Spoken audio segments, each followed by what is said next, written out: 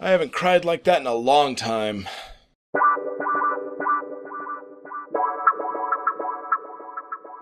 Hi everyone, my name is Chris and welcome to Tread Talks. Now one of the things that's happened since I became a dad is that I'm much more prone to crying, especially if I'm looking at a kid who's in pain or going through some struggle. I just want to save them and I turn into this blubbering mess. And so you can imagine what I went through as I watched A Monster Calls, as it follows the story of a young boy who's trying to cope with his mom's cancer. Now, going into this movie, I thought it was going to be a straight-up fantasy film, where basically Connor discovers this whole new fantasy world that he didn't know existed, and he has to journey through it, and as he does so, he comes to terms with his own internal journey, and I'm glad that I was so wrong about it, because it let the movie surprise me over and over again with how it navigated through Connor's experience. And part of why it succeeds in taking us through this journey is because of the performance by Lewis McDougall, who plays Connor. This kid does an excellent job, and not just in those heavy emotional scenes where you just cry out in anguish, but also in those scenes that require nuance and range, and as the movie progresses you can see the weight of the world building up on his shoulders, and as someone who at a young age had to take greater responsibility in my family, responsibility that I wasn't ready for, I just wanted to help him so much. My heart broke over and over again as I witnessed this kid growing prematurely into someone who has to take on a lot more responsibility. And another reason the movie succeeds is because of the monster played by Liam Neeson, who, by the way, should do narration for the rest of his career. I don't want to see Taken 4. I want to see him read stories to me. I could listen to him all day.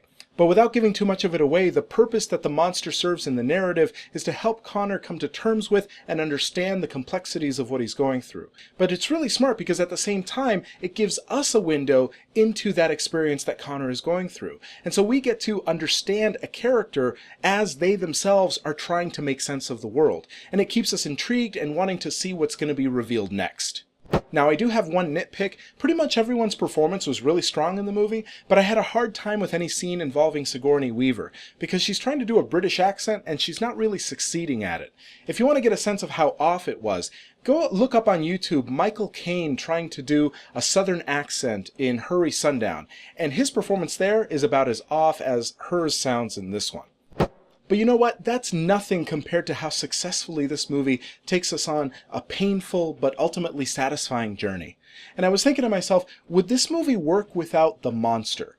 And I think that on some level it would, because it's a well-acted and well-performed drama, but at the same time we need the monster to give us the insight into Connor's experience. And because we see it from Connor's perspective, we get the benefit of seeing the ambiguity with which he views the monster. And at the same time, we're thinking, is this monster good? Is he bad? If he's good, then why does he do this? If he's bad, then why is he trying to help? And it's brilliant because it kind of mirrors one of the major points of the movie, that life and people aren't simple, that you can't just break things down into good or bad or fair or unfair. And the movie reminds us that sometimes the best that we can make sense of things is to just be honest about the fact that we can't make sense of it at all.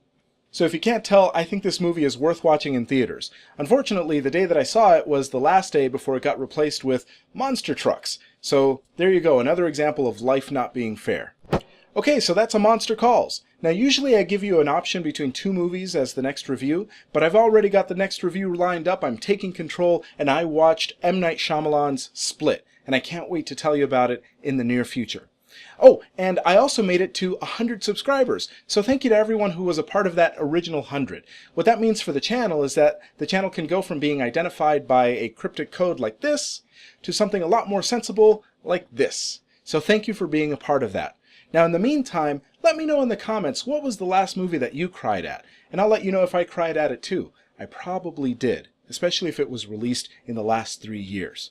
But beyond that, if you haven't already, please subscribe, like this video, feel free to share it, and have a great day.